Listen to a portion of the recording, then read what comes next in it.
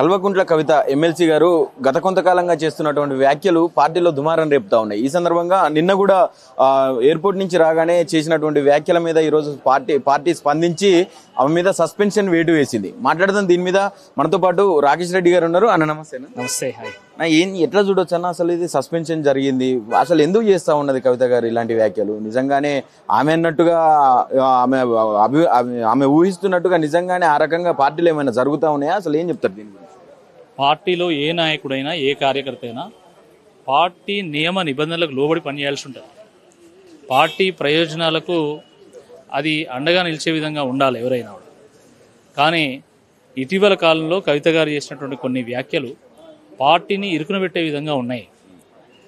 ఈరోజు విజయవంతంగా రేవంత్ రెడ్డి గారి అరాచకాలను ఎదుర్కొంటూ ప్రజా పోరాటాలు చేస్తున్నటువంటి కార్యకర్తల యొక్క స్థైర్యాన్ని దెబ్బతీసే విధంగా ఉన్నాయి. కాబట్టి కొంచెం కష్టమైన ఈ నిర్ణయం తప్పలేదు.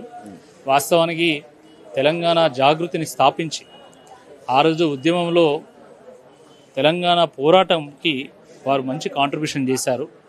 తెలంగాణ తత్వం నల దిశలా చాటే విధంగా తెలంగాణ సంస్కృతి సాంప్రదాయాలకు ఒక మంచి ప్రచారాన్ని వాళ్ళు కల్పించారు.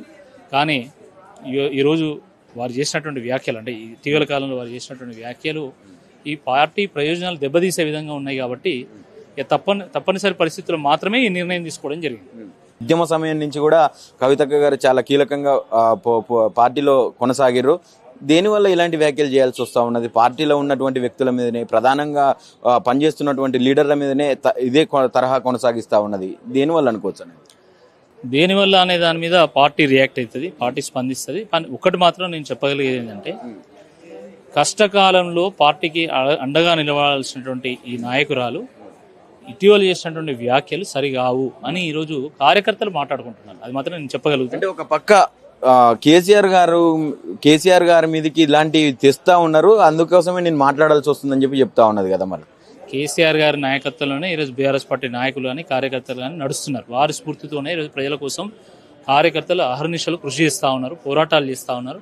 కాబట్టి కేసీఆర్ని కాపాడుకునేటువంటి బాధ్యత బీఆర్ఎస్ పార్టీ నాయకుల మీద ఉంటుంది కదా. ఓకే, కాబట్టి వాళ్ళు కేసీఆర్ని కాపాడుకుంటారు, పార్టీని కాపాడుకుంటారు. మరి తప్పని పరిస్థితుల్లో ఈ నిర్ణయం తీసుకొచ్చింది. దాంట్లో భాగంగానే ఈ నిర్ణయం తీసుకుంటారు, అంతే, వేరే ఏం లేదు.